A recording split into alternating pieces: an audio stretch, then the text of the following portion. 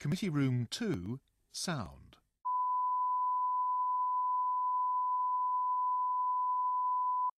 Committee Room 2, sound.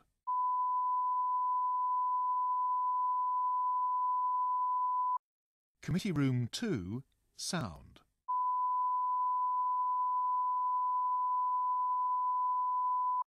Committee Room 2, sound.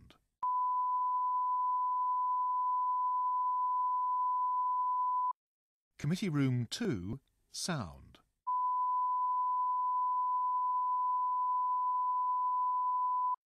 Committee Room 2, sound.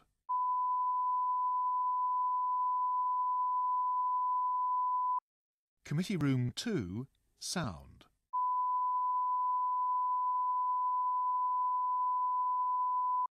Committee Room 2, sound.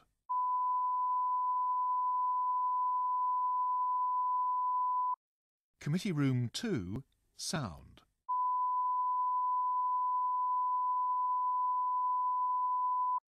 Committee Room 2, sound.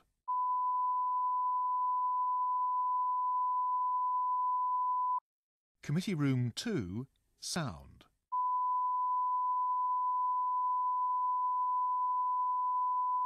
Committee Room 2, sound.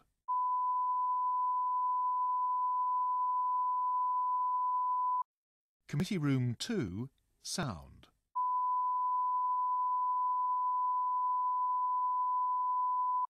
Committee Room 2, sound.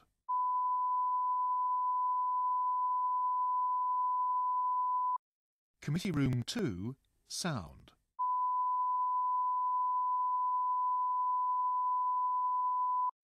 Committee Room 2, sound.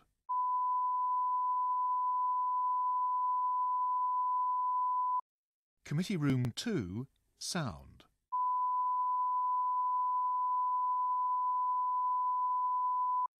Committee Room 2, sound.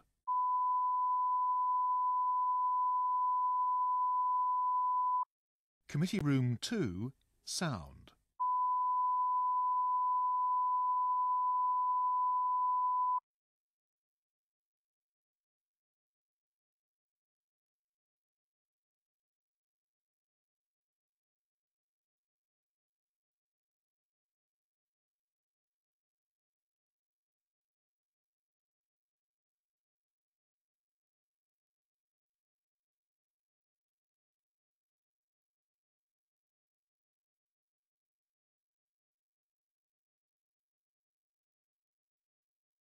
Okay, good afternoon, ladies and gentlemen. First of all, I'd like to say welcome, and secondly, thank you for giving up the time and obviously the brain power that you've had to deal with the questions in advance. It'll be very useful to us. Where are we? Members may be aware that the committee's inquiry was discussed on... Oh, sorry, no, that's not what I haven't got that. Yes, that's right. First of all, I have to ask if any member has got, members of the committee, have interest to declare in relation to this meeting. I'll also point out that Lord Freeman, who is a member of this committee, has decided to absent himself anything because of his involvement with Talis. Yes, I was looking at Talis. And Lord Clinton Davis, you've got an interest to declare? Only on the second one. Oh, I see. And Lord Brooke? Not on this one. Okay, fine. Thank you. Our specialist advisor knows of two of today's witnesses, Keith Hayward and Gary Clayton. Neither of them are here actually at the moment. It's the next. Oh, they're at the back, waiting to be grilled. Thank you. Yes. And he knows Sue. And he also knows, I believe, Dr. Sue Wolf. Okay. Oh, and Rayman. Thank you. Yes. Briefing on the hoof. Now, this is the formal evidence-taking session of the committee, and a full shorthand note will be taken. This will be put on the public record in printed form and on the parliamentary website. You will be sent a copy of the transcript and you'll be able to revise it in terms of any minor errors. The session is on the record, it is being webcast live and will be subsequently accessible via the parliamentary well, we've had that already, parliamentary website, and you're welcome to submit supplementary, this is very important, welcome to submit supplementary written evidence after the session, and we would welcome that. Witnesses and members are reminded to speak up so that everyone will be able to hear you properly. The acoustic is reasonably good, but sometimes people mumble, and sometimes I do too.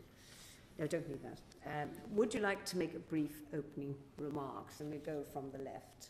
Nothing for me. No? No?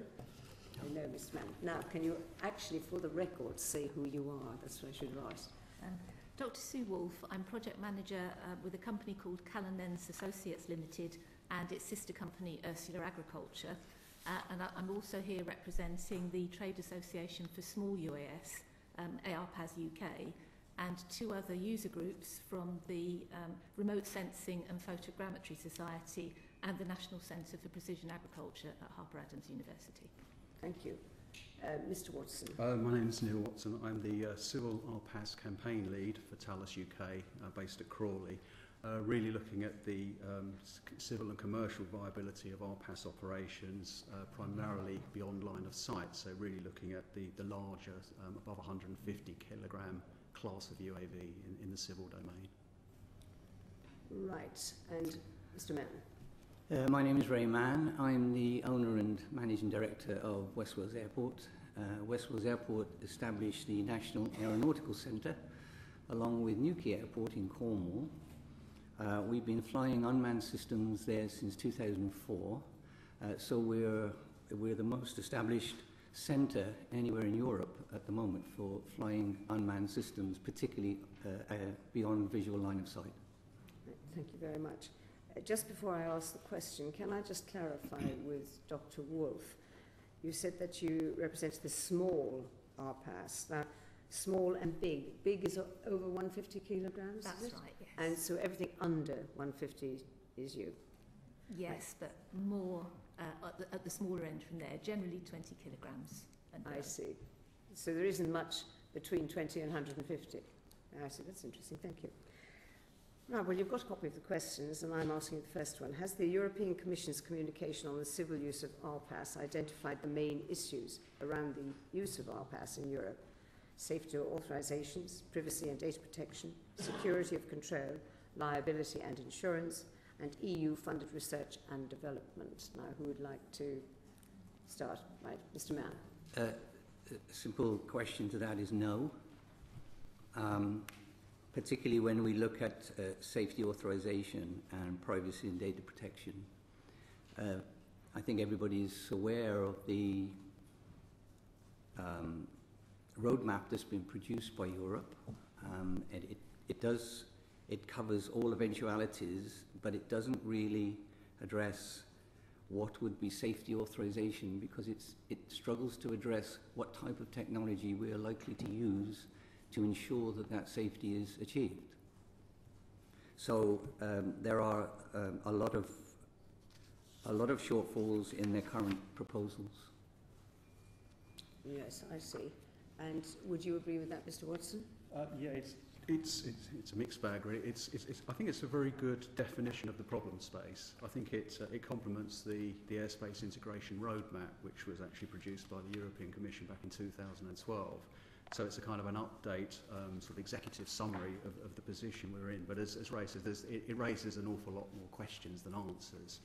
I think that it recognises that there's an awful lot of stakeholders involved in it, and I think it comes down to really a proportionate course of action in terms of the evolving regulatory process. We talk about equivalence in terms of safety with manned aviation. We talk about transparency in terms of air traffic management. Yeah. And I think the third tenet, which is equally important, that often doesn't come across, is fairness. It has to be proportionate. You're not looking for over-equivalence or an over-exerted level of safety.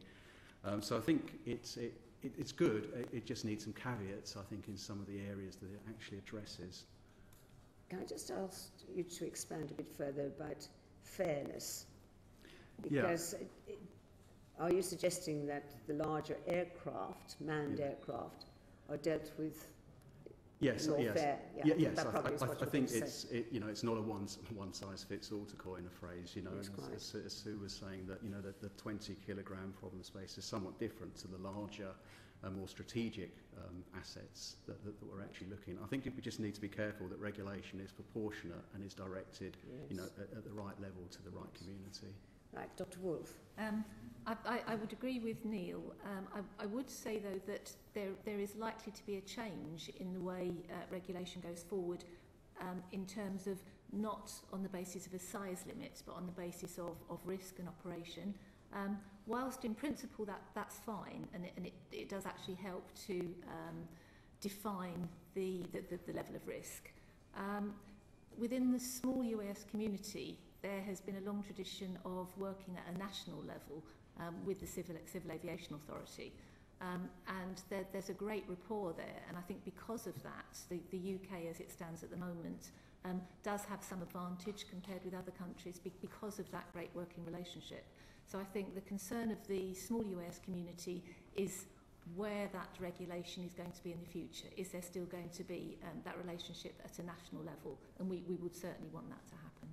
Of course, there's also the other dimension, which is the concern of the general public and privacy and all the rest of it coming to that too. Thank you, that's a very, very good answer. Now,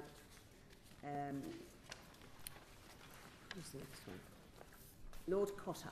Yes, despite significant RPAS commercial activity in the UK, according to the CAA, operations are still subject to a number of restrictions.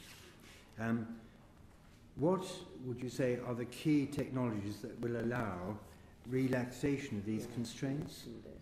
And are the same technologies required for both small and larger RPAS, would you say?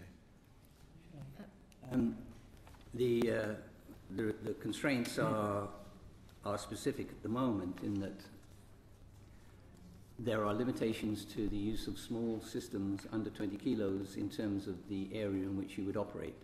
These are systems that, although they're aircraft and recognized as aircraft, they can do things that aircraft really couldn't ever do previously. They can come much closer, they can fly much lower, they can really get to areas to much more definition. But of course that has problems, a lot of problems for security, privacy and data protection. So those are the three issues for very small ones. So we've invented, what has been invented is something that is capable in a different way to how we know aviation. When we go to larger systems, currently the regulation stipulates that we have to fly them, if we're flying them beyond visual line of sight, to fly them within a segregated airspace, so it's free from other air users, from a safety point of view. These are larger systems, more recognizable as aircraft and capable to the similar levels and have the restrictions as aircraft would have in terms of being able to get close to things. So the constraints really are down to technology. How can we ensure that we have the equivalent command and control when a pilot is in a ground control station as he would be if he was in the cockpit of an airplane? That is the main restriction. Now, we hear a lot about sense and avoid systems. Well, we use sense and avoid systems today because, of course, a lot of aircraft fly in clouds, so they can't really use the Mark 1 eyeball. So they have to use other systems. They have to use radar and other mechanisms on board that enable them to understand where they are and how they are relating to other aircraft. The command and control link is the difference between the pilot on the ground and the pilot in the cockpit. And it's that technology and that network of communications capability that we in this country could in actual fact establish on our own. We could lay down a complete network of capability and run unmanned systems just in this country because we're the right size of country to do that with. If you had a very large country, it would be very difficult to put a network in that would give you that command and control that you need. So therefore, a little bit like your mobile phone, When you move to one location, you pick up a signal. You move to another location, you pick up a signal. What we need with unmanned systems is a technology that ensures that that command and control is always linked to the aircraft. So no matter what happens under any circumstances, the control can be taken from the ground.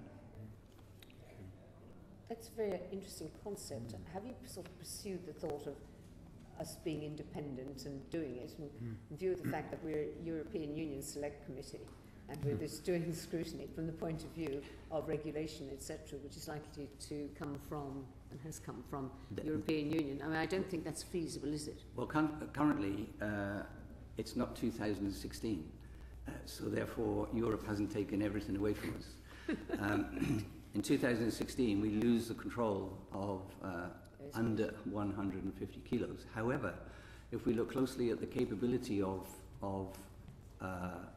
the CAA, they can accredit and certificate things that are even larger than that within our own airspace. So we do have some autonomy.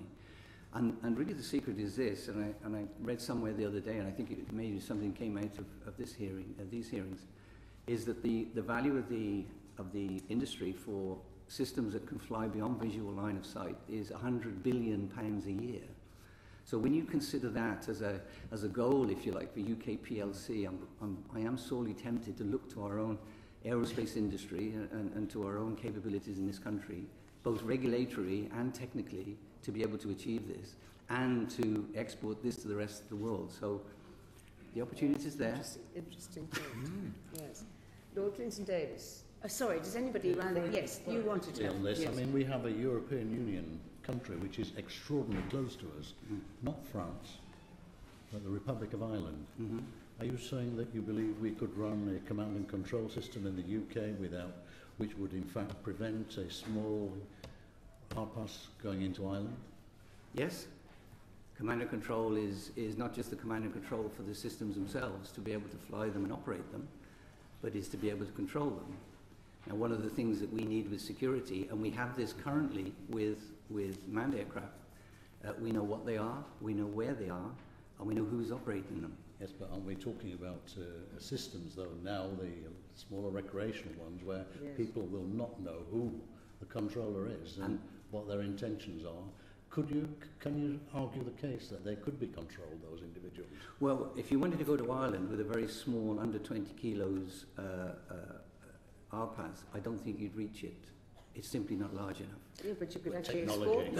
export. You think in 5 years' time it won't be able to do it? Well, it could possibly be, but in principle at the moment it doesn't really have the endurance to be able to make those distances. And this is where under 20 kilos tends to operate simply in a local area within line of sight, and it's a specific case. A bit like mobile phones, though, when they were brick size. And Indeed. That's right. But when so small, we lose them.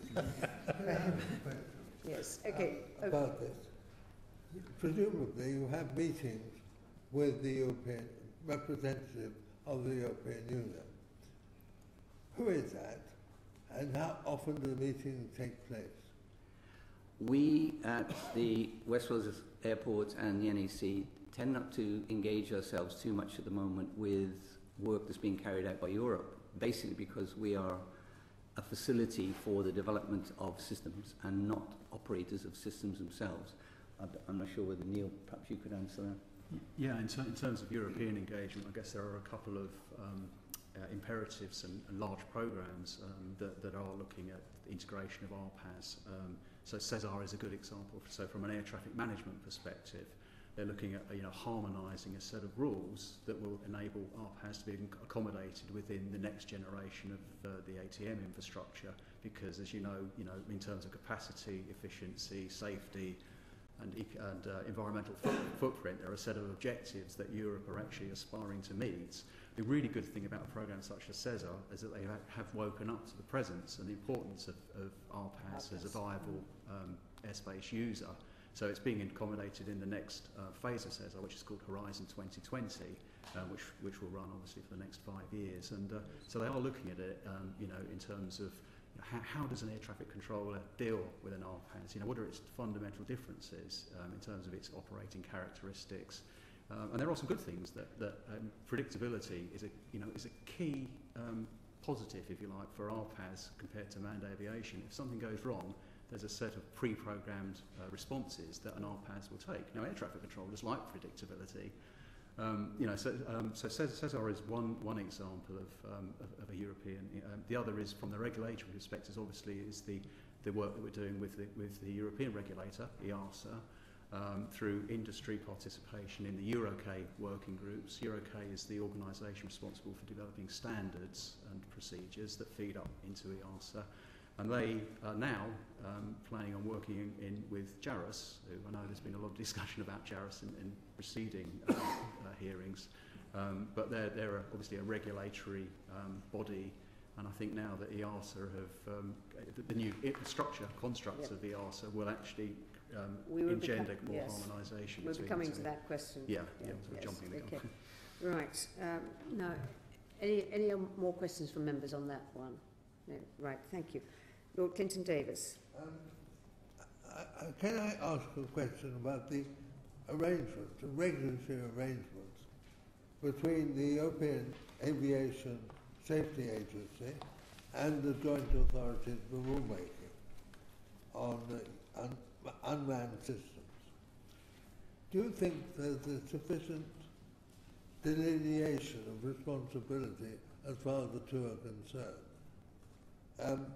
And how would you propose any development of regulations as far as the practice is concerned?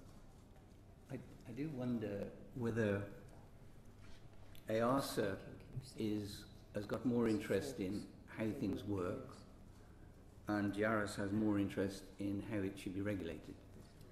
I think the problem with EASA is that it's having difficulty second-guessing the technology that is possibly going to be applied in order for RPAS to operate as safe as a manned system. And I think maybe one of the reasons why JARUS has not been successful in coming forward with a timetable for rulemaking, because it's a long way behind the curve, because EASA hasn't been able to establish the manner in which we would do it. So I don't see that it would be possible to build an industry on the back of regulation. You build an industry and usually the regulation comes in behind it, which is really why we're talking now quite seriously about, of course, the small systems, the under 20 kilos, where there is a proliferation of them, and they do have to be addressed sooner rather than later now. Right. Yes. Point on the small UAS is actually very pertinent, because that industry exists now. It is commercial, the point of your question regarding the relationship with the regulators, there has been a lot of work between industry from the small UAS perspective and the national regulators, the Civil Aviation Authority. And as I think I mentioned earlier on, that's helped drive the industry very, very strongly. I would agree with Ray Mann in terms of there being two elements to there's the development of the regulation itself and the implementation process, and they really do need to go hand in hand, because they actually impact how the industry works. So yes, I think at the small scale there is a lot of joint working with the regulator at a national level. That's not happened as yet at a European level, because we're not really at that stage, and that comes back to the concern of the small US community about what will happen there with those relationships and how that regulatory work is ongoing. And I would also say it's not necessarily just the industry involvement. I don't know if there is a question later about working with HEIs and academia. There's a lot of activity now in academia, both in driving UAS and the technology itself, but also in using UAS as a tool. So there could be quite a significant interest from an academic perspective about engaging on the regulation as well. Lord Haskell, you wanted to ask a question. What is happening then at the present time? Are people just ignoring any possible regulations? Are they just doing whatever they want to do? Or are they just not flying? No, absolutely not at all. basically, small UAS operators gain an exemption where they need to from the Civil Aviation Authority via a process which is laid down through a document called CAP 722. There are certain mechanisms whereby small UAS are allowed to operate in the UK under certain restrictions, within line of sight, for example, and within certain height restrictions. So that's the basis upon which the whole industry in the UK with small UAS has actually evolved. So the industry as it stands is really already quite vibrant even within those restrictions. If we could start to drive those restrictions just a little bit further, then the industry begins to open up more and more. So because of that process, we do have an industry where in many other countries that doesn't yet exist. I see. Thank you very much. Lady Hooper. Thank you. My question's about the European Union's research programme, and you've already referred to CESAR, and this is an example, I understand. Do you feel that these will be adequate and sufficient to provide the necessary infrastructures for the future? It's a partial solution. I think because CESAR is absolutely focused on air traffic management, so by implication you're looking at RPAS operations in controlled airspace, i.e. airspace where you have air traffic management oversight. What it's not looking is the type of airspace that the small community, the small RPAS community are likely to want to operate in, so the line of sight type of operations.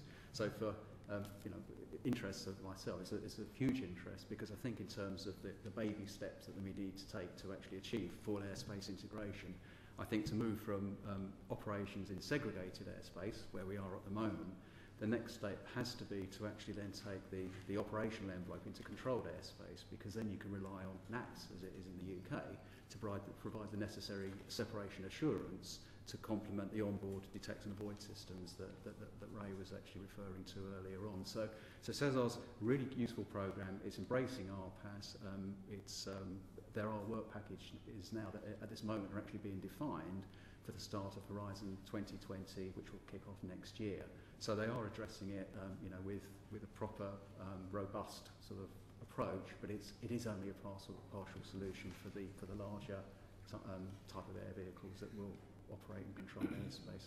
Because to do that airspace typically starts in the UK at about 10,000 feet. So, you've got to get up there, and then you've got to have the necessary equipage, and there are a set of requisites that you actually need to meet to actually be allowed into the controlled airspace. So there's nothing in the pipeline to deal with the smaller ones then? Or? There isn't anything in a structured way at a European level that's very close at this stage. And I think there's an additional concern that at the moment that sector of the market is very much driven by small businesses as well. And often small businesses can have a challenge in being able to engage in some of the larger programmes. So there are issues there at a number of levels, I would say. I think also too, you mentioned EU airspace, and airspace is of course everywhere, and what Neil was referring to were the corridors that we use as A-class airspace to keep particularly passenger airliners secure. The operation of RPAS beyond line of sight, of course, they can operate anywhere, and they should be able to operate anywhere, because that is where the work that they would undertake, that's where that work would be carried out. So therefore, to say that CESAR will eventually provide any necessary infrastructure, I think is hoping for the best at the moment. But you feel, I think I gather from what you're saying is that you feel there ought to be research into this absolutely, area, which is growing absolutely, and I think some of the EU packages that have been put forward for development in this particular area, unfortunately, have been looking a little bit too far over the horizon. We have an aviation infrastructure which is a global infrastructure. It's not just a UK or a European infrastructure. We can enable unmanned systems into that infrastructure with some sensible caveats and some sensible technologies proven and confidence built in those technologies to be able to do it. I think the problem is it's a little bit all-embracing. There's an industry that wants to get moving here. There is technology that we have available to us in the UK, and we're not applying it well enough and efficiently enough. I was just going to ask, where is this going in the growth pattern? Because one of the things we're looking at is obviously the potential for growth Absolutely. in the UK economy and indeed in growth in overseas sales. But if issues like this are not sorted out, that's not likely to happen. No, quickly, is it? And I think if we wait for regulation, Yes. I think the tail is probably wagging the dog. It's certainly at the moment, this waiting game has been going on for over 10 years in the industry, and I think it's prevented a lot of companies making investment in research and development and actually taking a capability to demonstration and to market to enable systems to be produced, so enabling the regulation to meet those systems and the infrastructure to be regulated accordingly.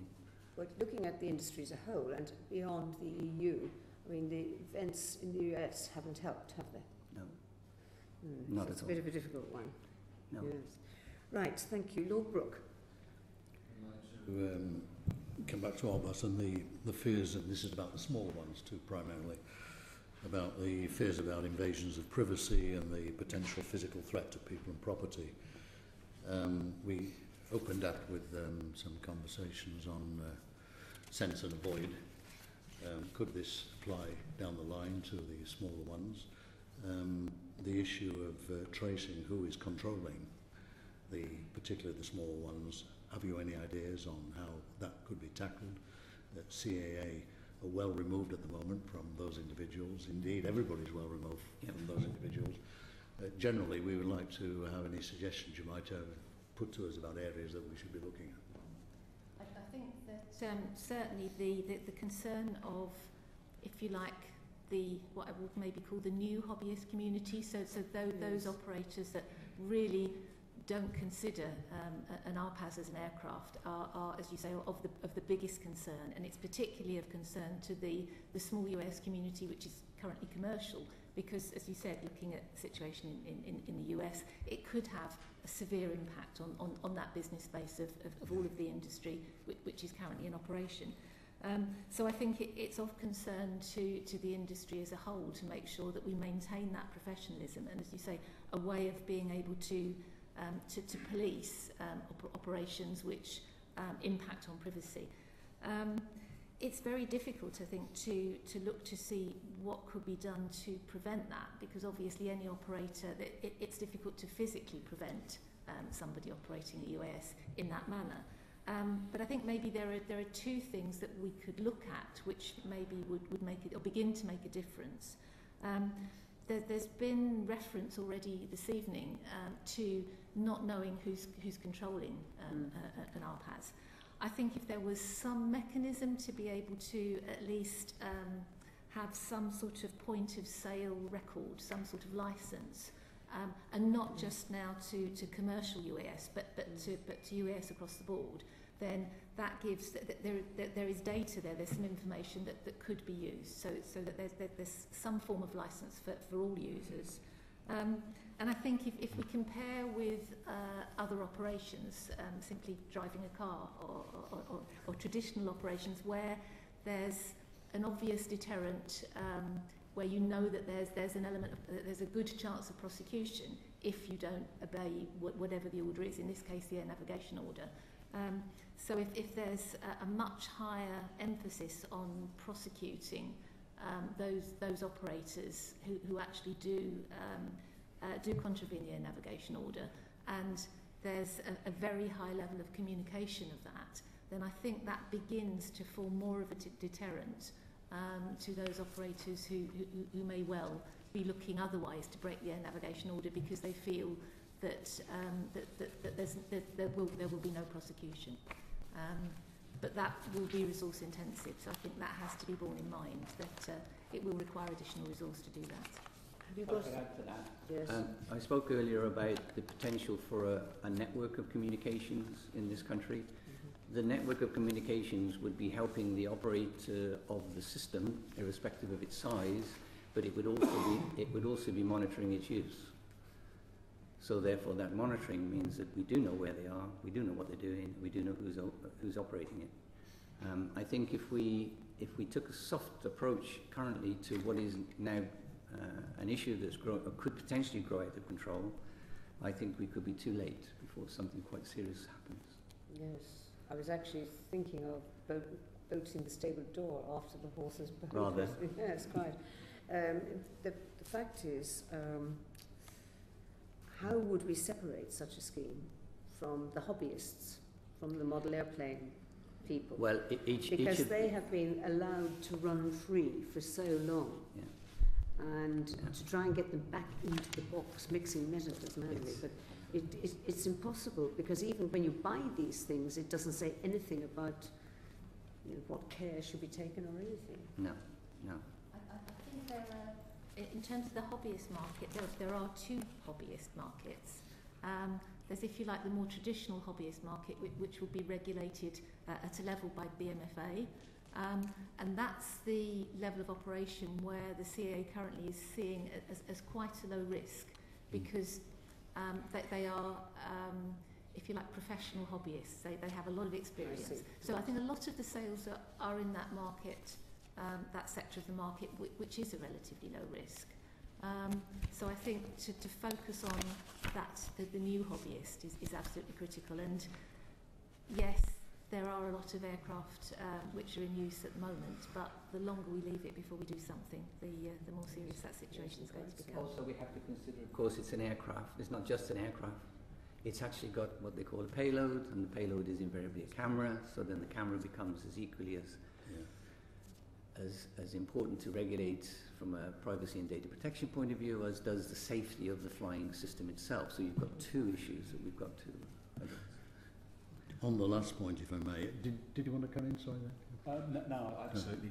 It's very much an educational, personal, public awareness approach, I think, which needs to be the imperative in terms of... Do you think the existing regulations on privacy and data protection are adequate for this purpose? And secondly, last week when we had the CAA giving evidence to us, they did indicate that there were, on the air navigation order, there were two specific articles capable of amendment. We didn't at the time get the chance to go into those, but no doubt you will be aware of what probably those articles are. Would you care to comment on that? Help us with them. Yeah, is the privacy and data protection laws sufficient? Well, I would think on paper they probably are.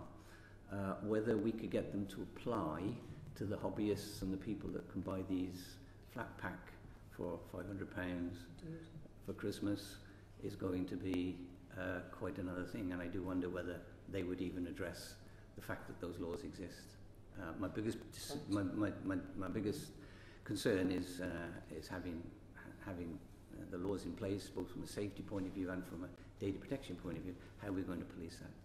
That is going to be. But with that network of information coming to and from the operating systems, then we do have a chance to do that. But there will be, Pandora's box has been opened, we've got to bring them back in. I'm sure we can do that. Lord Haskell, you want to quickly... Thank you. With all this in place, what's the likelihood of hackers taking over control of these RPAS? Not very much at the moment, thankfully. That's one of the things we are, I think, quite capable of at this stage. The crypto capability, which is significant at a very high level, and bear in mind, of course, there are crypto capabilities on normal jet airliners as well. So a lot of the transmissions and the traffic over the airways is being safeguarded, and that can be carried out. That is something that we do have in our favour.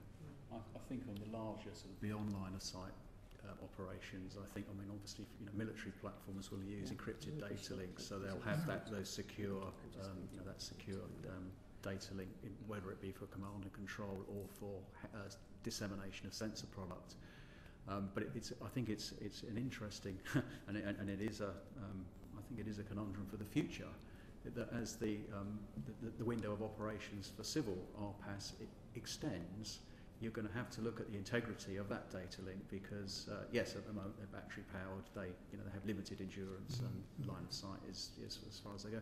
As those boundaries begin, and people want to extend them, then the integrity of the data link is a key topic, and it's going to have to be something that's going to need to be addressed in the future, I think, to sustain the market in that area.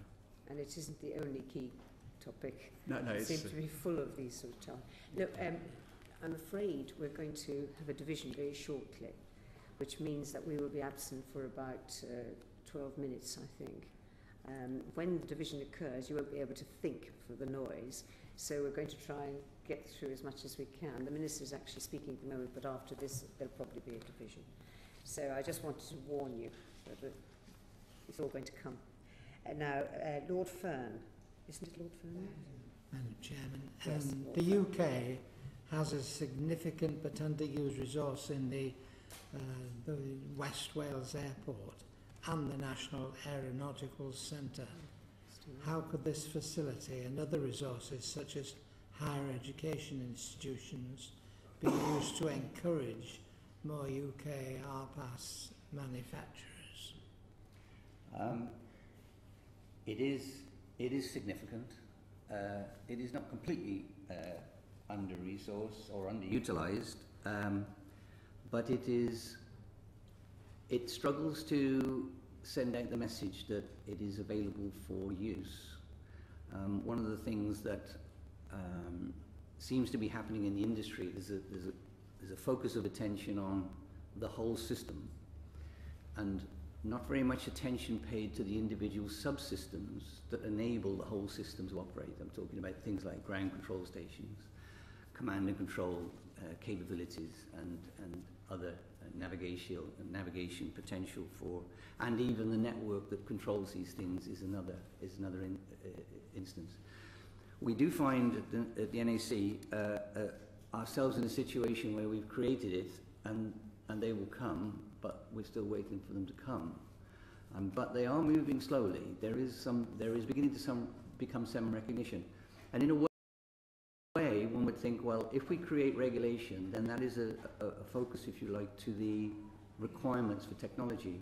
But in actual fact, we need to do more to advertise the fact that there is a technological requirement for a number of different areas of this industry. And this is something that we're trying to promote now by going into a variety of initiatives and bringing those to the fore. We already have the capability of operating. We already have the most advanced and capable environment for this type of work anywhere in the world. But we now need to actually awaken our industries and our academic centres to maximise that. When did you give out an invitation? About 10 years ago. 10 years ago. I mean, we were a little early on the block, I'm afraid. But having said that, we've always been in the right place. We've always been in the right place at the right time. And it will be utilised, I have no fear of that. What's the Watchkeepers system? Watchkeeper system is operating out of West Wales Airport at the moment, and it was the only centre in the UK that it could actually operate from. So it was rather fortunate that we embarked on this. So we did somebody a favour.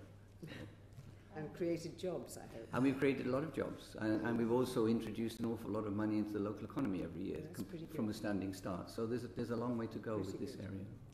That's an enduring. West Wales Airport. Sorry? Who runs it? My company runs it, Yes. West Wales Airport Limited. It used to be Aberporth Airfield years ago. It was acquired in 2002. Mr. Watson or Dr. Wolfe, is there anything you'd like to add to that particular question of Lord Fair's? I would like to add a couple of comments relating to HEI resource.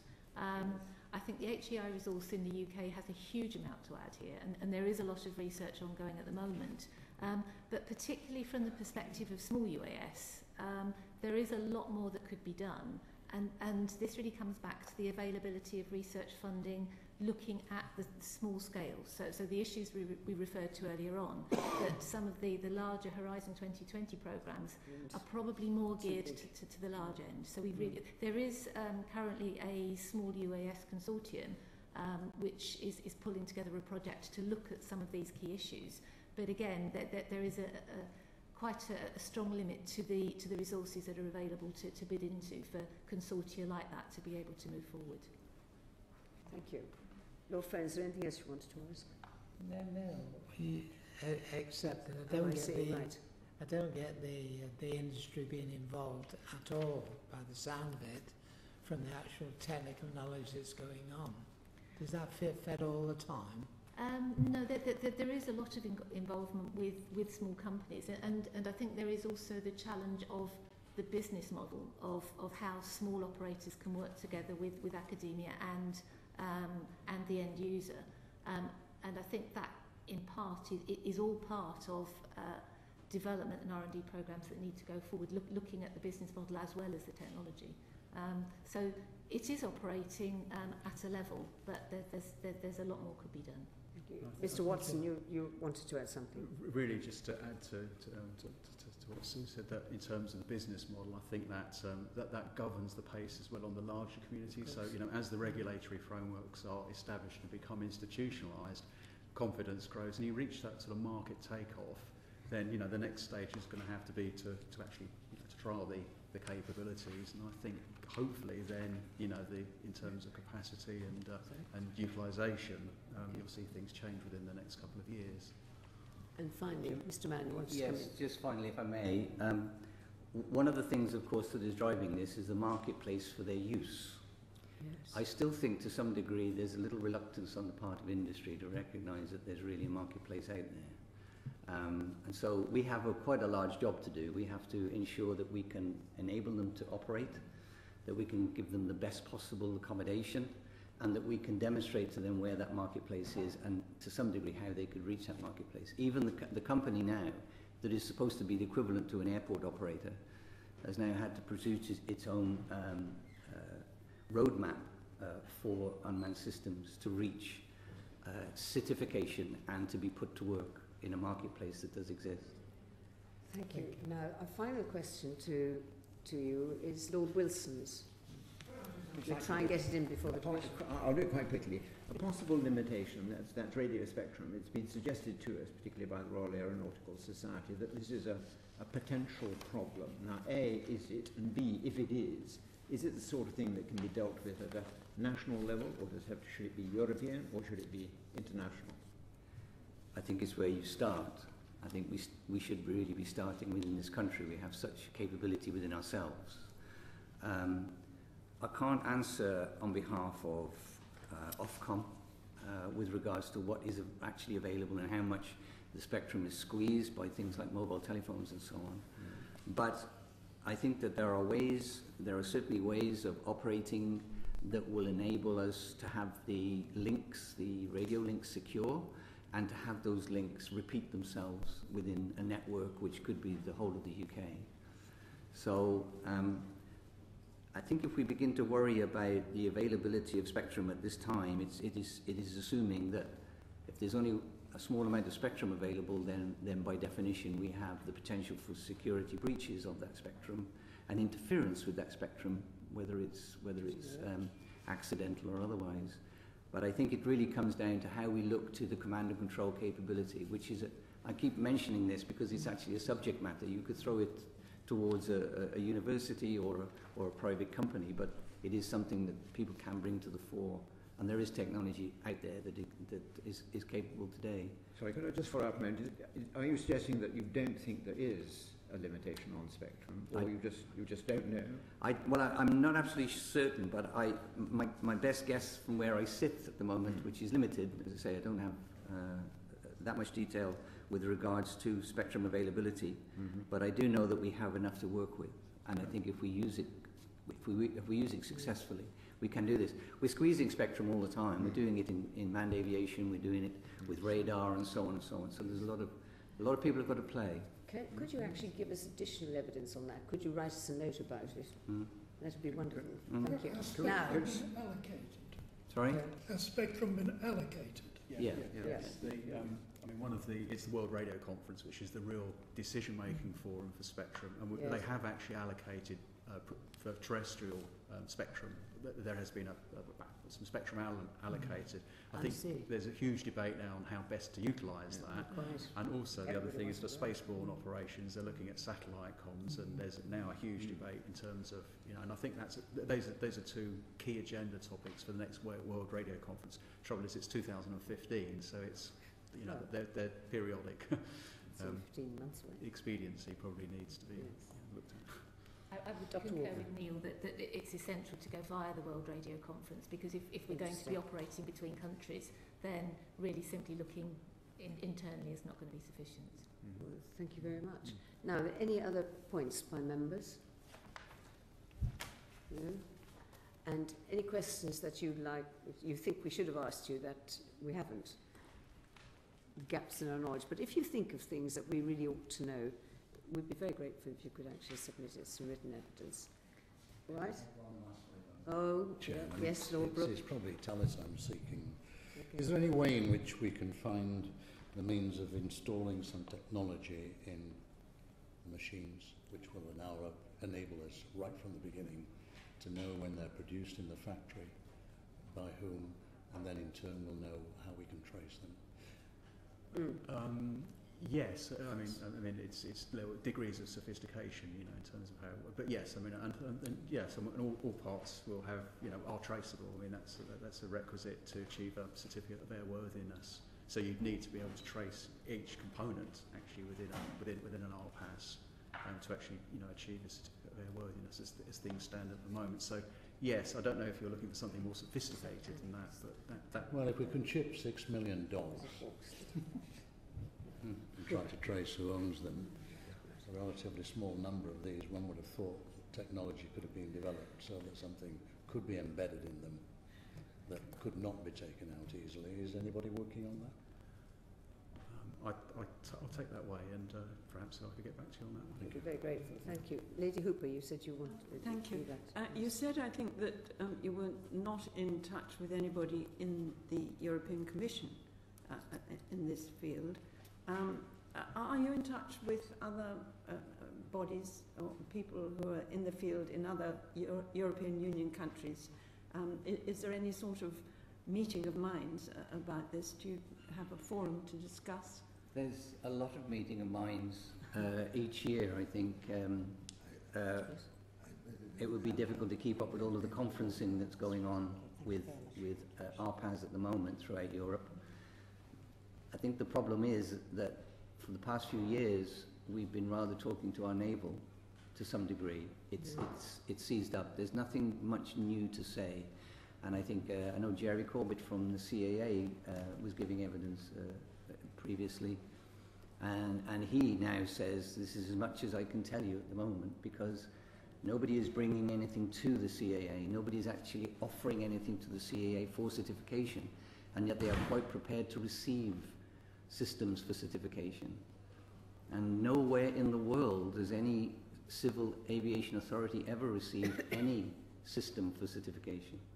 They seem to be waiting for regulation. It's rather a back-to-front affair, I'm afraid. Very confusing. Chicken and egg. But it does seem that it's becoming a very live issue at the moment. It's a live issue for different reasons, Lord Chairman. The situation as far as the systems that are out there now are concerned have brought altogether another concern for the whole of the RPAS industry, not just the one end. So we're having to address all of it. Thank you. Worth added, Sorry? Sorry, it probably is worth adding that, you know, I think now that the European Commission have published their airspace integration roadmap and charge responsibility to EASA for the regulatory, to CESAR for the R&T aspects of delivering the roadmap, that I think there's a little bit more traction, and I think the pace of progress will improve. Societal aspects is, I mean, you know, if you look at the annexes to the roadmap, the thickest annex is actually looking at the societal issues. So, you know, we used to refer to those as soft issues, they're not. I think as well on the societal issues, there is quite a strong role to be played by industry practitioners themselves, by the small companies developing codes of practice and becoming professional bodies to ensure that there is a professional code of conduct that can be adhered to. So everybody's got to be on their toes, in other words. Well, thank you very much indeed. It's been a very useful session, and we're very grateful to you. And you've managed to get out before the bell too.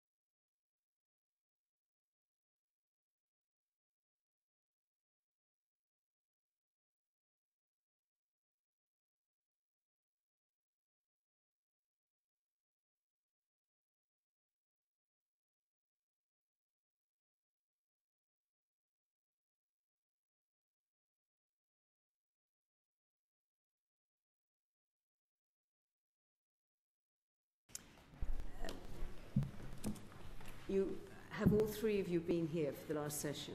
Yes. Yes, okay, so you know the format. Oh, sorry. About 20 minutes of it. Oh, well, okay. Well, first of all, a very big welcome to you. And I'll just get my things. Next page. You have a list of interests.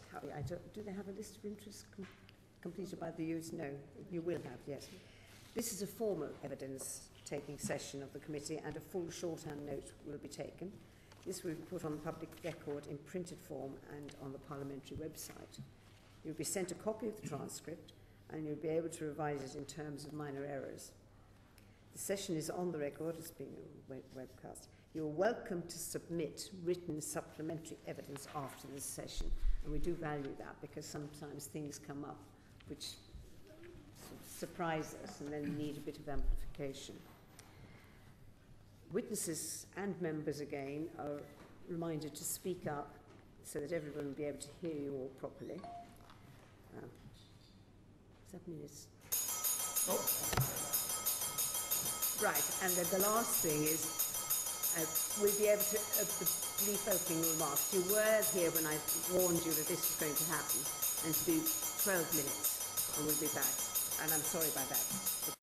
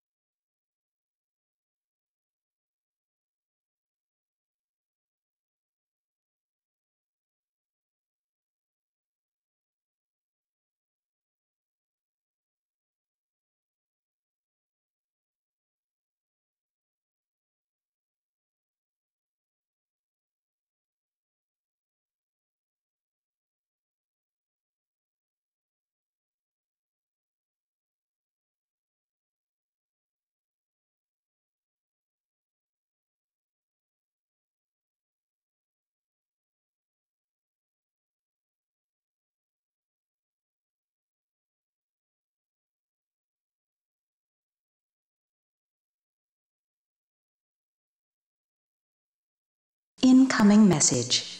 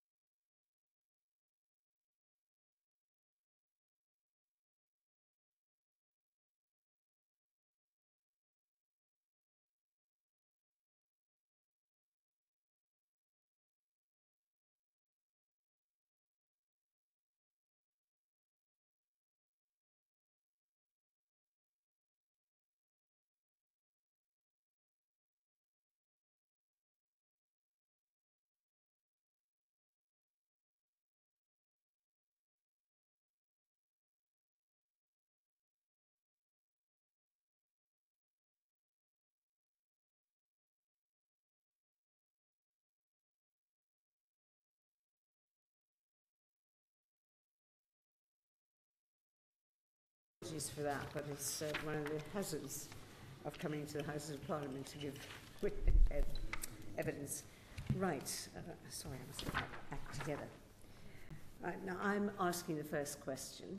Before you Sorry. Oh. Can I declare an interest? Oh, yes. Yes, because I was president of BALPA for some 29 years, so I know a little about it. And I think it's appropriate that I should declare that. Right, okay. And Lord Brooke, would you declare? I think a very indirect link with BALPA. The General Secretary of BALPA used to work with me, or I used to work with him many years ago. Okay. And also, our SPAD, Specialist Advisor, knows two of the witnesses. Yes, okay. And I suppose I don't have an interest, do I? The fact that I was on the board of British Airways for 12 years? No, probably not. And on the Safety Committee board. Right, now, the first question I'm going to ask is, what do you see as the main impediments to the development of commercial RPAS operations, such as mapping, filming and precision farming in Europe? And does the Commission's communication on RPAS address them? My Lord Chairman, would it be possible for BALPA to make an opening statement? Is that possible? Yes, actually, and what I should have done, of course, I'm sorry, I should have done for the benefit of the transcript, was to ask you to give your names and if you wanted to make an opening statement. Thank you so much, Mr. Brown. I'm sorry about that. I'm Captain Andy Brown. I'm an elected pilot's representative for the British Airline Pilots Association. I'm on the National Executive Committee. I'm the chairman of the RPAS working group of BALPA, and my paid employment is as an airline captain in a UK airline. Thank you. We have an opening statement. Yes. Shall I do it now? Yes. Or? Okay. Okay, it's less than 2 minutes. Firstly, for various reasons, economic as well as other reasons, BALPA does not consider that unmanned passenger aircraft will be operating in the near future. However, we consider cargo aircraft, because they do not require life support systems, could become a reality in maybe 10 years. If they operate close to centres of population, and if they operate in the same airspace as other aircraft, then they should be at least as safe, if not safer, than current manned cargo aircraft. Secondly, we understand that ACROSS, a European consortium headed by Thales, is looking into operating the intentional reduction of crew in flight, i.e. down to a single pilot flying during the cruise using associated RPAS technology. Flight safety has been enhanced by the requirement to use 2 pilots for cross-checking purposes, such as headings, heights, speeds, decision-making, as well as ensuring, for instance, the correct engine is shut down in the event of fire or failure. If single pilot flying in the cruise becomes a reality in the future, it is vital there is cross-checking between 2 pilots at all stages of flight. Finally, of immediate and pressing concern is the proliferation of small RPAS, quadcopters or multirotors of up to 7 kilograms. Many are operated safely by responsible operators, but we know there is a significant number who operate either through ignorance or willful disregard of the air navigation order. They are cheap to buy and easy to operate. Our concern is that people will fly them close to airports, which could cause a collision, or they might try to take photos of a motorway accident and cause a collision hazard for an air ambulance helicopter. There are ways of stopping multi-rotors flying near airports with a technique called geofencing, and we believe that this should be mandated. We believe a combination of awareness, education and regulation is required to reduce the risk of collision of small RPAS with other aircraft. Thank you. Thank you, Captain Brown. Can I ask you to send us a note about geofencing? Is that what you call it? Geofencing? Yes. Yes, okay, right, thank you. Mr. Clayton. My name is Mr. Gary Clayton. I represent UAVS, the UK Trade Association. I have paid employment by one of the major defence companies. Thank you. Mr. Keith Hayward. Yeah, my name is Professor Keith Hayward. I'm currently Head of Research at the Royal Aeronautical Society, and my primary interests in the sector are industrial and commercial. You mean manufacturing and markets. Yes, I see. Thank you. My question is, what do you see as the main impediments to the development of commercial RPAS operations such as mapping, filming, precision farming in Europe, and does the Commission's communication on RPAS address them? Open to you. Okay. I'm rather concerned that we focus in on particular applications because when RPAS started to become popular as a subject a few years ago, there was a series of applications as thought of by the technologists. I believe these applications are very much what is being done within the regulations and the technology advancement today. Yes. I think that like the mobile phone or the computer industry, the really big applications are the ones that the entrepreneurs will think of, and we make the technology available for them to think of their business cases. So as far as specifically mapping, filming, precision farming, very good, but I think that the wider use of RPAS will be in something that we sat here today won't have thought of, but an entrepreneur will, and cargo is perhaps one that we can think of. But most of the uses of, certainly the small ones today, which are operating, are doing things we didn't think of beforehand. And it's people who have come across the technology and said, I can do this with it. So I'm not sure we actually know that. As far as the Commission's communication, I think it identifies a load of areas that need to be looked at with a series of actions, but I don't think it actually addresses any of them other than to say there's all these questions we don't know. So I would say it probably doesn't address any of the issues, but it does identify some of the issues that need to be looked into. Yes, well, I think it's a very valid comment, of course, but none of us know about the future, and surely at least if we deal with the situations we have on the ground now, or in the air now, that it will give us some sort of pointers as to what might develop with the other technological and manufacturing developments that come too. So it's not a waste of time looking at it. And some people are very concerned about it from the point of view, as we were discussing the last time, privacy and data protection and that sort of thing.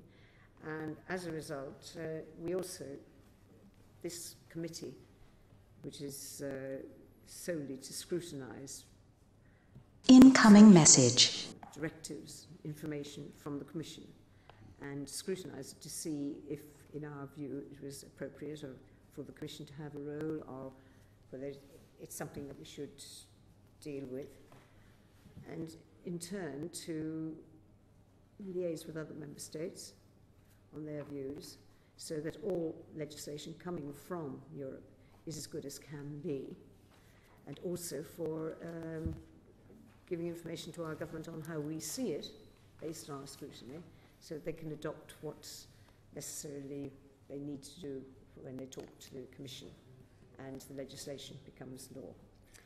Right, time I'm told. Okay, fine. Thank you. Yeah, if I may, Chairman, I think the general point about trying to evaluate market is going to be difficult. It's the proverbial bottling fog at the moment, when you just don't know exactly the extent and the direction in which the major and most profitable and most significant market developments will occur.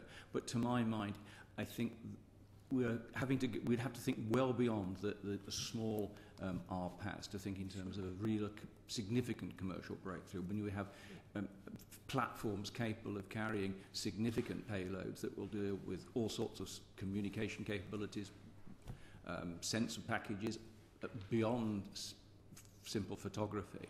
And at that point, you're dealing with large systems that will have to be integrated into controlled airspace, particularly if you're thinking in European terms. If you're looking at tundra or prairies or all over the sea, there's more scope. But if you want to use these things for that kind of facility in a crowded, congested airspace like Europe, we are going to think in terms of the way in which the technology and the protocols will evolve to develop the ability for these platforms to operate in controlled airspace, which is clearly where the Commission is directing its attention. To some extent, industry is, certainly the larger aerospace companies, are concerned to see that develop. The UK is certainly working on stuff like See and Avoid through our STRIA programme. So that you can see that there's a sense of urgency about this, which to some extent I think the European Union, the European Commission has recognised, but the scope is yet to be defined. Thank you. Councillor Brown. We believe that we do need harmonious, workable, robust and high standard regulations. In Japan, I think, as you know from the report, they increased their RPAS operation from 18 to 14,000 up to 2005. Now I believe that figure stands at 18,000. Balfour does believe in good, firm, robust regulation, as we have seen with the success of airlines. So we do believe in that. In terms of impediments, we believe there could be public perception, could be an impediment to particularly small RPAS. I think with these little phantom small RPAS that are being sold, some say between 1,000 and 2,000 a month. They're just 1.5 kilos, so big, quadcopters, and they're very easy to fly. They can be probably operated by a child. We think that that sort of thing, there could be a real annoyance factor from the public. There could be accidents, low-level accidents, which could be an impediment.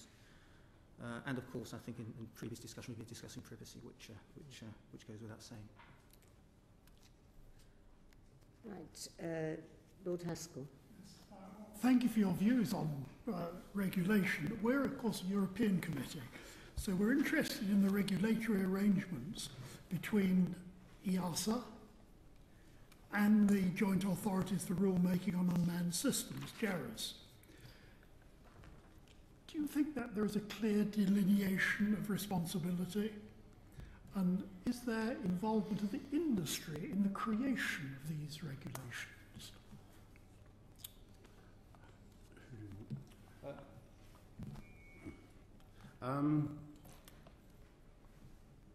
There used to be a very good organisation, worldwide organisation called the Joint Aviation Authority, JAA, and then when EASA was created, taking at that time 17 or 20 countries out of the JAA under the EASA banner, the JAA became very ineffective, effectively, because so much of it had gone away into a single voice. I think the Joint Authorities for Rulemaking is actually a positive thing. It's starting to get the aviation authorities back into a wider worldwide community to discuss these issues, from the European, the FAA and a few other centralised bodies. So it's almost like the JAA coming back through stealth, and I think it's taken a little time to get going. It has published some position papers. I think it's recently changed its chairman. The new chairman's name escapes me, sorry. There's a little bit of playing for position within the JARAS at the moment. But I think it will settle down to being a very valuable tool between the aviation authorities to jointly create that strong regulation and obviously advise the EASA and ultimately ICAO to a position through the aviation authorities, which is of course where industry then helps provide information, data into the aviation authorities to take to those meetings. So I think delineation of responsibility, EASA has a European role, JARAS can have a wider role. It is the aviation authorities and other interested parties rather than a commission organisation. So I think there is a delineation, but there is a bit of play on who's controlling which bit at the moment. If I may, there were certainly some suspicion in the early days of EASA that they wouldn't be able to perform to the same degree of technical excellence that the national bodies like CAA and the French and the German equivalent had been able to successfully implement. But over the years that EASA has been operating, confidence has grown in its capability to deliver effective, certainly on the airworthiness dimension. That's been, of course, its first and primary responsibility. My own particular view on this is that if you want to see RPAS operation across Europe, you have to have European-based regulations. It's a clear matter of subsidiarity. If you have beyond the line of sight operation, some of these beyond the line of sight operations will go across a frontier. And to my mind, it's almost self-evident that you need a common European regulation that will affect both the reliability and the airworthiness of the platform, and all the other regulatory aspects of integration with air traffic control, perhaps a European privacy right. I don't know. But if you're operating these things across frontiers, or with the potential to operate across frontiers, we would be better off with a cross-European regulatory framework. So you don't think it's a subsidiarity issue then? I think where national governments have their own competencies. National competence is fine. I think within visual control, yes. And I think that's where the CAA still fits, as I understand it. But I misunderstood the first part of your response. And of course, just adding to your point there, Keith, that the national authorities advise JARAS and EASA, so it's not a separate body; it's actually a cohesive. Would you like to suggest a timetable as to sort of when we'll have regulations from these various organisations? I mean, in a sense, both the US FAA and the European EASA are working along similar time frameworks. The EASA, I think, is looking, and I think in various, if I remember rightly, the pattern is about a 2 or 3 stage delivery. If we go to, if you like, the El Dorado of the exercise, which is full integration into commercial, into controlled airspace, I think the EASA European program is putting out, I think it's 2025 as a potential target. The FAA is bringing it a little closer, but they have a more restricted view of what they expect this to deliver. But nonetheless, I think mid-2020s is something realistic. Right. Thank you. Now, any other comments?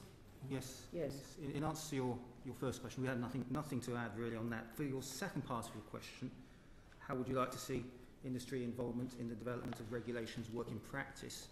We feel that whilst industry should have a say in the development of regulations, the National Aviation Authority should not allow themselves to be swayed by purely financial arguments, because ultimately they will have to take total responsibility for the development, implementation and enforcement of these regulations. In other words, without being too blunt, they cannot be in the pockets of industry. As whatever the manufacturers say, the primary objective of a manufacturer is to make money. And clearly, you want to do it in the safest way possible in order to make some money.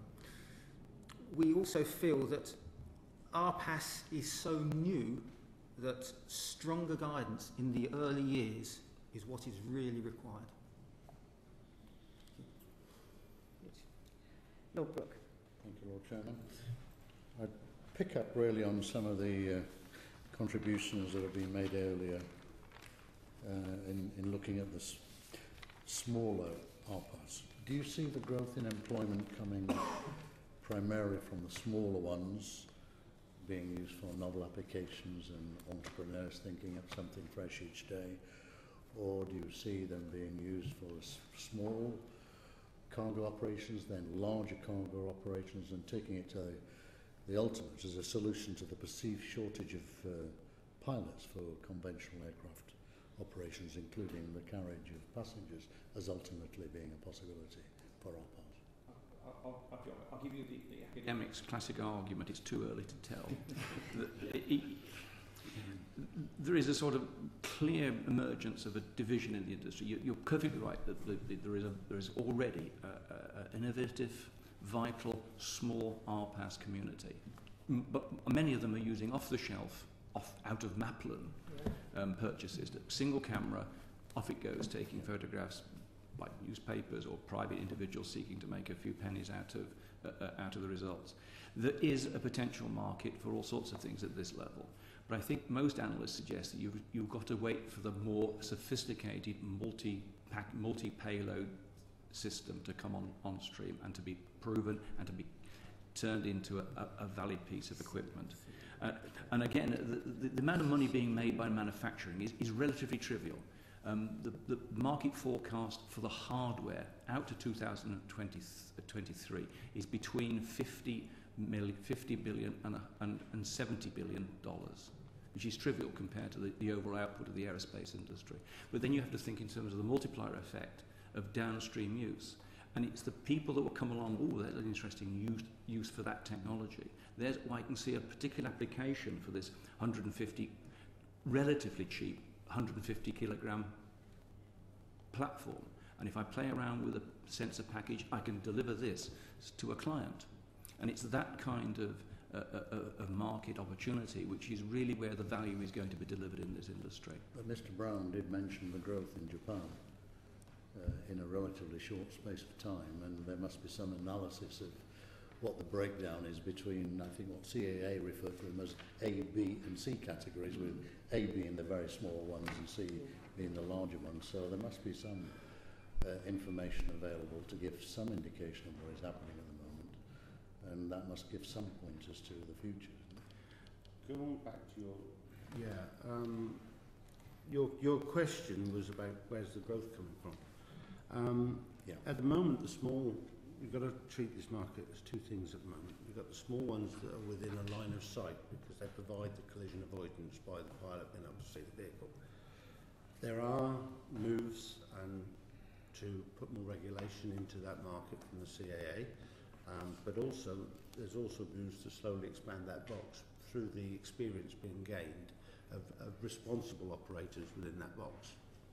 At the same time, you've got the large operators doing research into sense and avoid systems, communication systems, prognostics and health monitoring, etc., etc., all the things that you would need to fly an aircraft safely.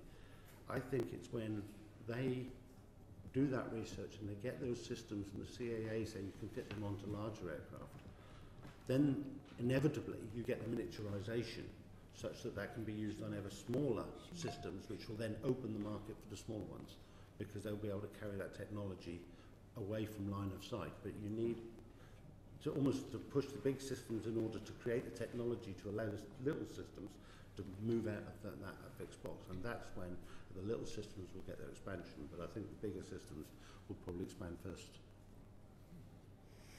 Do you see any role for SMEs as far as this is concerned? You could say a large proportion of the RPAS industry are already SMEs, and in a sense, it's been the larger aerospace companies that have struggled to catch up. If you take an American example, Boeing have had to acquire several competencies from relatively small companies in order to get them into the market, into the technology that will enable them to develop larger RPAS. So in a way, there's a peculiar dichotomy about the industry. There's a whole number of people working on these systems, but then you think you switch to the very expensive end of the business, the combat platforms, and that's very much the domain of the established, powerful aerospace and defence companies. Right. Very interesting. Yes, Captain Brown.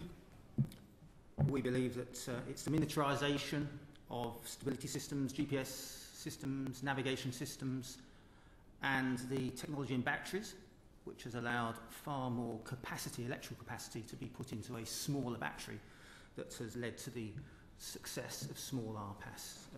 They may be able for 20 minutes, 25 minutes from now. In a few years' time, it might be an hour and a half. So I see that there's going to be an explosion of small RPAS with applications we have not even thought about. There aren't many RPAS in the region of just over 20 kilograms. There's a few model flying aircraft around. But we believe economics could be in favour of large cargo aircraft. It may be led by the military, trying to get cargo aircraft into hostile areas. They do have helicopters that fly, remote-controlled helicopters that fly into hostile areas.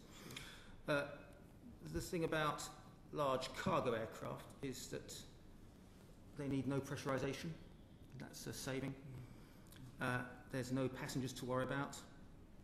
Costs against them are ground infrastructure and security. But I think we would suggest that we're not too sure how good this technology is. Therefore, if they are to be operated, they should be operated initially over water, and sparsely occupied areas, certainly initially, until they can be proven. You asked about the carriage of passengers, which is, I guess, that's our subject. Passengers add a huge dimension to the problem of unpiloted, unmanned vehicles. We believe that passengers, they want the pilot to have a vested interest in the safe operation of the aircraft. And he can only really have a vested interest if he is sat in it rather than on a flight deck in an office. So we think there will be passenger resistance to unmanned aircraft. I mentioned life support systems. You need a life support systems for human beings to go up to 37,000 feet. You need pressurization. So that's a cost. Not just the installation, but also the fuel that you can use for that. Passengers going on long journeys will require food and water, so they will need cabin crew to give that out to them. And we very often have passengers with problems, heart attacks, so we're going to need somebody with some knowledge of medical aid. I also wonder whether it's a good idea to put 200 football supporters into an unmanned aircraft and send them down to Barcelona to watch a football match. I'm not sure whether that's a great idea. We need, in other words, to have good order and behaviour on an aircraft. We don't want people smoking in the toilets because that's potentially dangerous. And when things go wrong, we might need to carry out an emergency evacuation of the aircraft. And I think what I'm building up to is we'll need a captain for this. You need a pilot. You don't need a want pilot. I'm trying to look at this future RPAS, and it's a long way ahead. I know, Keith was absolutely right. What will this future RPAS aircraft look like? It'll have some sort of station which diagnoses all the problems that the aircraft has had in flight with hydraulics, electrics, engines, and somebody's going to have to interface with that. So my feeling is there's going to be a flight deck there. So you can see where I'm coming from. Yes, I think we've got the idea, actually, Captain Brown. Yes, just about. Right, thank you. Lord Dinton Davis. Your question. Four, yes, 4. As far as small RPAs are concerned, they are allowed in the UK with basic levels of competence as far as the pilots are concerned. But for large RPAs, the CAA is hoping to introduce a requirement which is similar to a commercial pilot's license. How do you view this? Well, I'm not a professional pilot, so I have no interest to declare whatsoever. I think the truth of the matter, my lord, is that already it is a skilled operation to operate something like a Predator or Reaper. The big military systems require a fair degree of piloting competence or air awareness. I remember that a pilot referred to it as air awareness. It could only be achieved by having experience of operating and flying a vehicle themselves. I think to some extent this is a view that has been gainsaid by experience, that many of the current operators of these large systems at long range, well beyond sight, from operating from Nellis Air Base in Nevada over and up with the aircraft over Afghanistan, they're now trained on simulators, and that's sufficient. And when it's not carrying passengers. So they are particularly well-trained personnel. And that's one of the interesting things that might hamper the development of some of the commercial uses of the RPAS system, the hidden cost of operation, of having an extensive set of individuals monitoring the system, flying the system to a degree, and then taking down and taking note of the data that's been generated, which does lead us to the implication of developing onboard autonomy, which is a rather more difficult set of technology to comprehend, where the aircraft itself makes decisions about its flight environment and its own situational awareness. That will reduce considerably the demands of operational requirement. It also might reduce some of the demands of bandwidth, which the Society has mentioned in its evidence. Thank you. Bear in mind, I also have no vested interest in being a pilot. I think it's interesting you say it's similar to commercial pilot's license. I think it's a perfectly valid place for the CAA to be at this point in time. My view, and the CAA's approach to all of this has been, we will move as we learn. With the small systems, they've waited till they've learned more, now they're bringing in some more.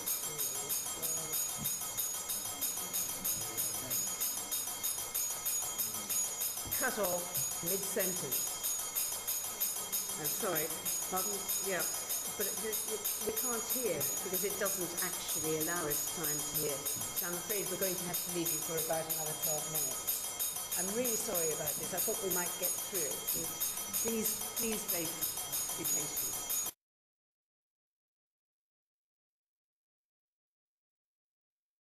Yeah, and you want to continue, don't you? Certainly did. Certainly, Lord Chairman. No, I do think it would be quite disruptive. Right, okay. No, he's not here. We've got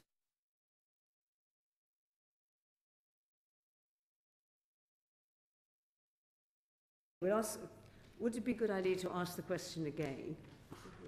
No, forget it, no. You continue. I'll continue, yes. Yes. I'm going to have to start again because I can't remember where I was in the sentence. That's fine, that's fine. I think it's similar to is the key point in this question. I think the CAA to date have been very responsible in applying regulations as they've learnt and relaxing regulations as they've learnt. There was an interesting case with the small RPAS where they were very much restricted, and then they made some changes, and then they looked at extended line of sight as they learn and gain confidence in certain operators. I think to say that a commercial pilot licence at the moment is where they want to go, because I don't think anybody's given them evidence to say that that isn't what's needed, and therefore they do have to maintain the safety of flight for everybody, and therefore to take that approach until such time as it can be proven that somebody doesn't need that, I think is very prudent for an aviation authority to take. But we are lucky in much that our CAA is open to suggestion and sensible input and research, and takes it on board. I can't speak for other countries because I've not had to deal with this aviation authority in other countries, and they do take the views and their learning, and they are highly respected in this field, with CAP 722 giving them a very prominent position in this world, to the European Union and to ICAO. So I think the CAA are a very grown-up organisation that says, I'm going to take a prudent view until somebody can give me evidence or a good case why that view is wrong. And I wouldn't do anything else if I was them.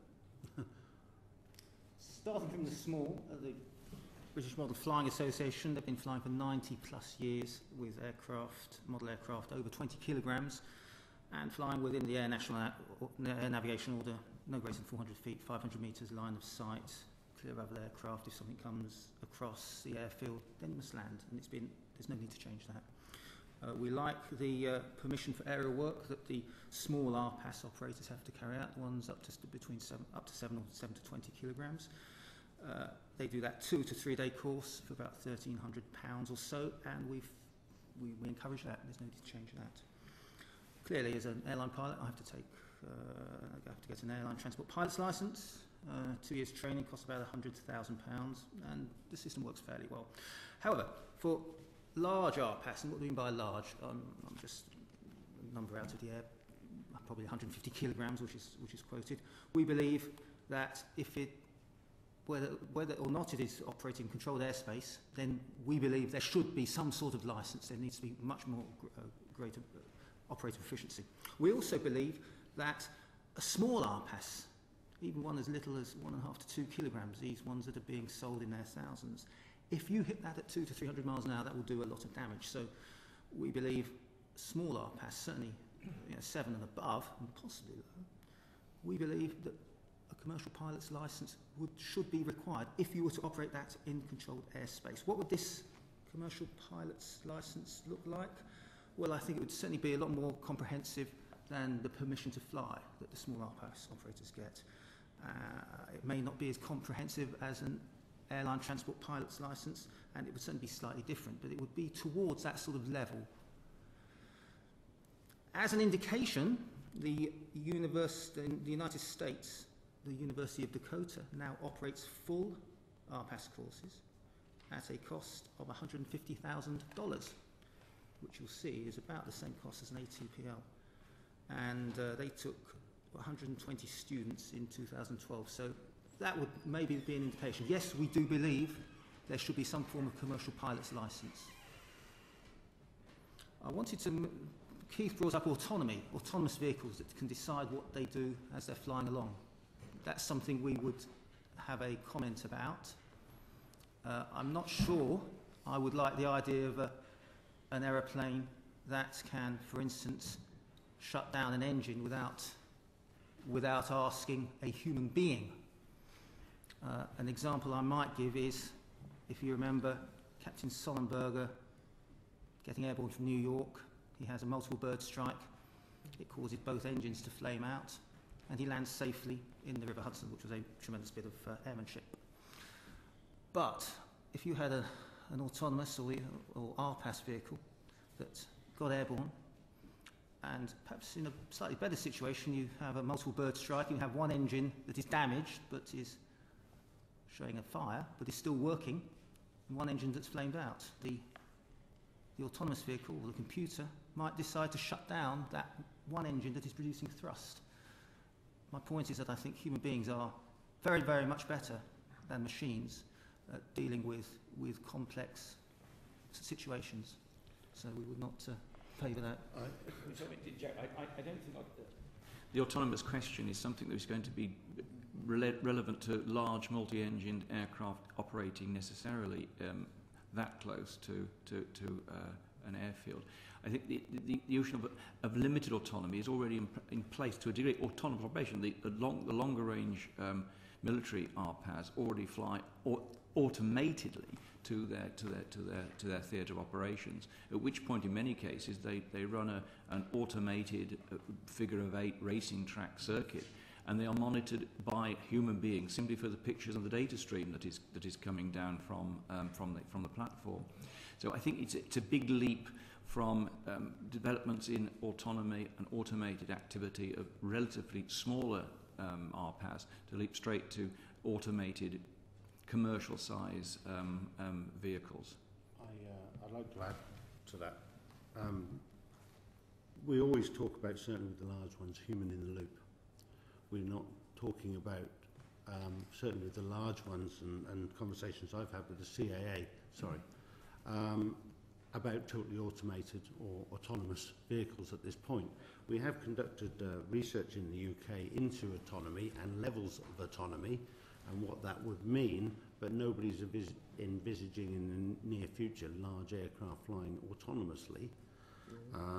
They may be automatically, but with a human in the loop, careful with the words there, but nobody has actually started to suggest that we can reach the higher levels of autonomy that the research says is possible. That's been put to one side. And all large systems are usually talked about in the terms of a human in the loop. Yes, now, this question was Lord Clinton Davis's question, and he wasn't able to come back in time. So really, to summarise, you really think that the CAA anticipating requirements similar to a commercial pilot's licence is appropriate. Do I get that's all three of you? That was for the large RPAS. Yes, yes. I'm not necessarily talking 150 kilograms. No, and but then cargo aircraft. There was supplementary. At what point should more demanding RPAS pilot licensing requirements be imposed? And the jury is out. I would say the jury is. I think this is where it gets very difficult, because I can see where Andy's coming from, and I would have a personal interest in ensuring that the person operating an RPAS is competent, so it doesn't land on my head.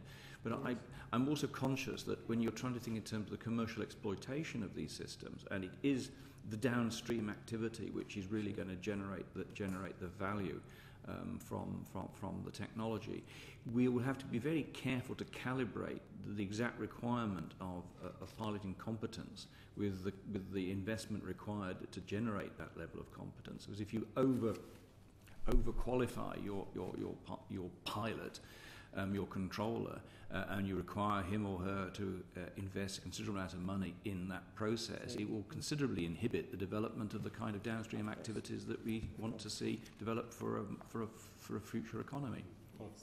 Thank you. Yeah, exactly. Thank you. Lord Clinton Davis, is that okay? Right, thank you. Yes, okay. So do you envisage that a commercial pilot with his existing licence will automatically be entitled to man an RPAS? No. Or No. will it need an additional qualification? No, I think the requirements for RPAS are quite different to man flying, but I think certainly you need to understand what it is to be flying in an aircraft. It's the word, people of that, the word airmanship is very, very important. Yeah. And interestingly, I spoke to one of these chaps who does train people who do small RPAS, and he does get some airline pilots coming through. Some have maybe lost their licenses and retired, they just want to come along and do it. And he says there is quite a difference between those who have an aviation background and those that don't. They have this thing called airmanship, and the quality of their decision making is a lot better. And that, how you're going to put that, how you're going to get that sort of program, I don't know. But you need to be able to encourage that knowledge, experience, and quality of decision making. I would not want to become an RPAS pilot in my position. I think I agree in as much that the answer is no, they're not automatically qualified. The key word again is similar. The word that was used before. There's going to be an awful lot of the training of the same understanding of the rules of the air and all of those activities. Highly likely to have been a pilot of some sort, whether that would be, say, a large commercial aircraft, but we'll have an understanding and the aspects of the commercial pilot side to do with procedure. I think, yes. Would all be I think we've taken that very much on board. Thank you. Lord Fern. Thank you. RPAS can be used for varied operations. Some of these are potentially dangerous, such as dropping water on forest fires to extinguish them. How can airworthiness regulations be made flexible enough to adapt to this sort of use? Again, the non-flyer here, I think that's a question of ensuring that you have tight control regimes over the aircraft. If you recognise and can identify where the fire may be, you can limit the area which the aircraft will operate and dump its load of water. I know that necessarily may not be the case when you've got a fast-moving fire, but it is within the bounds of current technology to be able to provide safety margins sufficient for it to operate. Are you suggesting that you would actually be able to use both an RPAS and an aircraft which is used to dumping water, i.e. the RPAS would find out where the fire was or the extent to it and then get the aircraft to go in I'm just responding to the Noble Lord's question. I personally think that particular use is likely to prove rather difficult because it's actually picking up the water, which is a very tricky exercise and requires a high degree of airmanship, and I don't think that an RPAS of any description is capable of that. But I think the Noble Lord has in mind similarly risky situations, but I think they could be delineated by the use of satellite navigation positioning systems, which do allow for very precise delineation of operation. I'd like to add that I don't think that the main regulations, because of the odd, dangerous situation, should be changed because there may be dangerous. What you can do is you can then end up with some special exemptions to work in certain areas with certain dangerous situations, which whether that could be a power station problem, a major fire, oil refinery. With the CAA you can probably enact special exemptions, certainly with RPAS, but what you can do, taking your forest fire example, you can, if you can pick up the water, which is a technological argument, you can, irrespective of smoke, sense the hottest points to where to put the water, of course, because you're not using eyes to find fire. So there are technological answers to a lot of this, but as far as the regulation side, which is one of the things you're looking at to do with the European communication, is you would have to look at exemptions based on your operator licence to the type of vehicle and what you were doing and where. Thank you. We think if RPAS can be used to replace pilots in dangerous missions, they should do so. As they say, it's a no-brainer. The military use RPAS for dull, dirty and dangerous missions where they don't want to lose a pilot, for instance, over enemy territory. Yes, going back to the example about fighting a forest fire, I think that's a great use of RPAS. You could have an RPAS there taking all the photos, and if it crashed, it wouldn't really matter.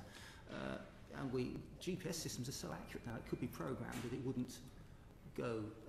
Who else would want to be flying over a forest fire anyway? So, it wouldn't matter. We'd have the RPAS there as the eyes for everybody else. So there are some uses, and it should not be a problem to ensure that these rules are made flexible enough to allow them. Thank you. Is that all right? It's all right. Now, Leader Hooper. Thank you.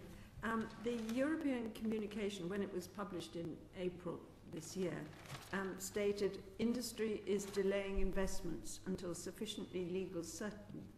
there is sufficient legal certainty on the legal framework that's offered.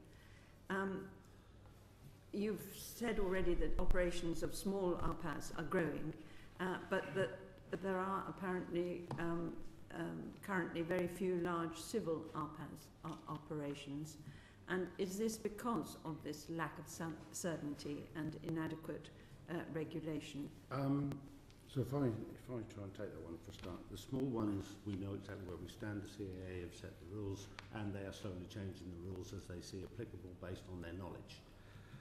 As far as the large ones, there is major research programs both in the UK and in Europe, with Australia in the UK, and you've got MidCAS and the now renamed Autarkia program in Europe, looking at various aspects.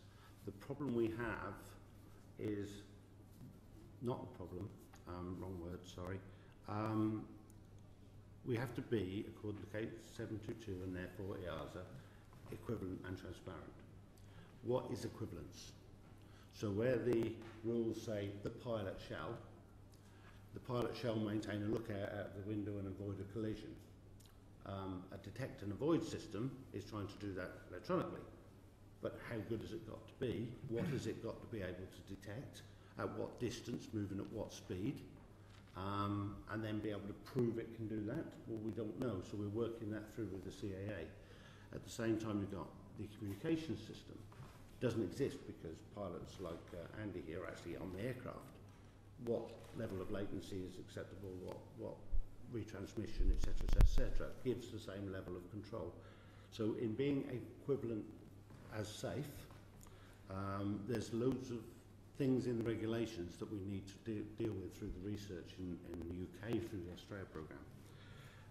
It's not until we solve those problems that the manufacturers can put a price on building a large cargo aircraft to fly unmanned. And it's not until you can put a price on an aircraft can you price an operation and make a business case. So that's why the industry is trying to drive to understand those regulatory as safe as and what technological needs are to achieve that. If I might add, to some extent that might be a little bit of, if not industrial obfuscation, but it's a rather more complex set of political as well as regulatory factors involved here. If we're trying to consider the kind of system which may develop a very much larger and expansive commercial market for RPAS operation, we are thinking, to my mind, of the size and scale of, certainly from the Thales Watchkeeper upwards, and I have in mind inevitably the American military systems Predator and Reaper, which are the classic medium altitude, long endurance system with multi-sensors, all sorts of payload capacity. In short answer, there is no European requirement, military requirement for that system that seems to be generating a program.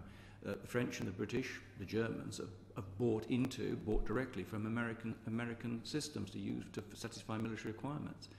And there is no commercial business case in its own right to justify the investment in developing a European equivalent of Reaper or Predator.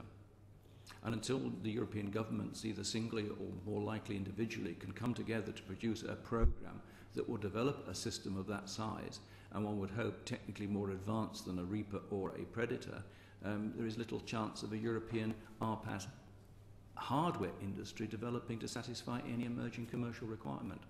I think Keith makes some interesting points about the military there, and I think looking back at history, it's interesting that during wars, during First World War, Second World War, that's where so many advances were made in aviation, and in fact in drones as well. They've existed as far back as the First World War. Similarly, medicinal applications during wartime. And it's my feeling that it's actually going to be the military who develop these RPAS, and I think these RPAS could get bigger and bigger, and it will take some time, I think, before eventually we might think, actually this RPAS does work, because at the moment their level of safety is not great, a bit of an unfair comparison because they often operate in hostile territory. Yeah. But you know, we'll be able to look back and say, well, those RPAS seem to be working now. Perhaps they may be safe enough to use in a civil context. But if we've got a young Bill Gates or a young Steve Jobs working in a garage at the moment, he might prove us all wrong. Absolutely. He might. I'd like to take the point that was made there, actually. The military side is quite right. There is not a European mail programme. There's lots of talk of a European mail programme, and there's lots of talk that tends to compete with itself about being certain that it's got the next European mail programme understood. However, there are large mail systems within the militaries of Europe. At the moment they fly under, mainly as they come back from certainly Afghanistan and the UK's point of view, what are we going to do with them? And there is a hope to be able to fly them in civil airspace. And so there is some systems development to be able to use some of the systems we have, even though we're not building a new platform. So those developments certainly, you know, you can see that moving from danger area to danger area covers across the civil airspace. They need to start to look at how do we do that without special exemptions and state aircraft exemptions to do that, and there is a willingness to work on those areas. So we are looking at the technologies, even if we're not building a specific platform. I agree with you, Andy. Keith? Yes. My final point on that is that the regulatory issue is still nonetheless important, even if we're not building platforms. If anybody in Europe, a European-based entrepreneur or innovator, wishes to use the technology, it clearly has to be an appropriate and positive regulatory framework within which that entrepreneur is able to exploit the technology. It may well be that the platform be a European, or perhaps almost inevitably at the smaller end, an Israeli platform. The crux of it will be putting the systems on and then using it to generate value.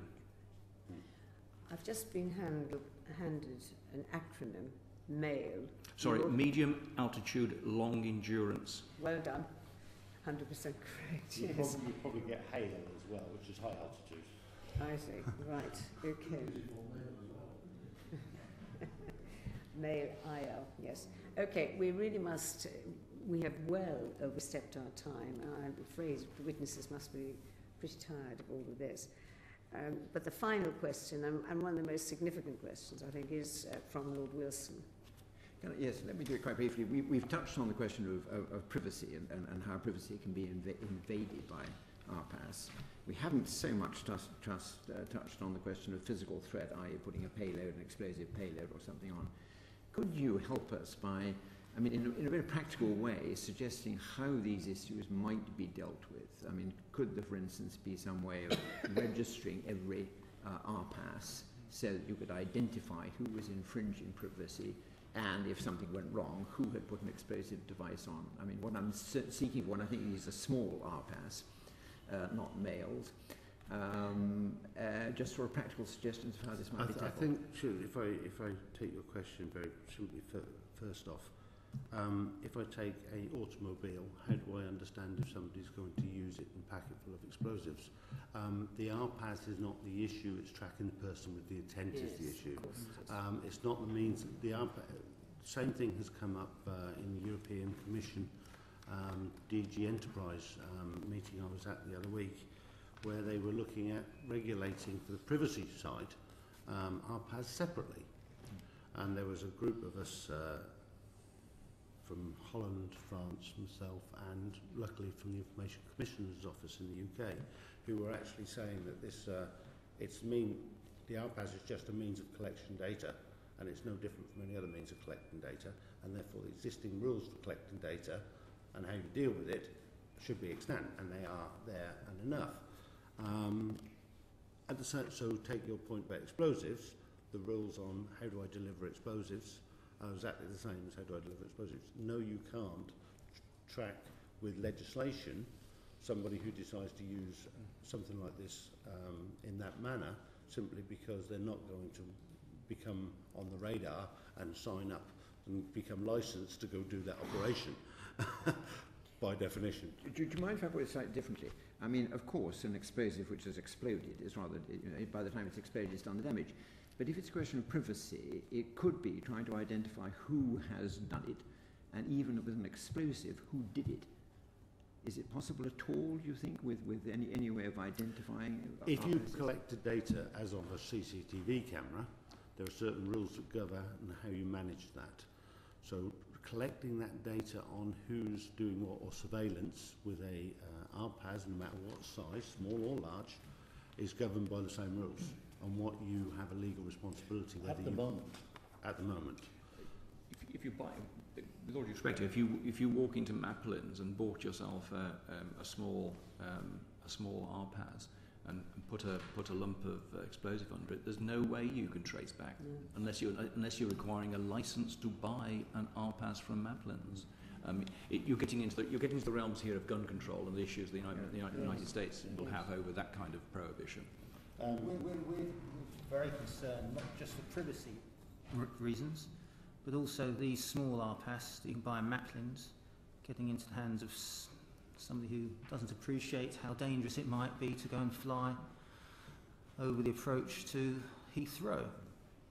I know it'd be a bit of an administrative nightmare, but if you buy a TV nowadays, and I haven't bought one for quite a while, you have to give your address to the TV licensing authority. Yes.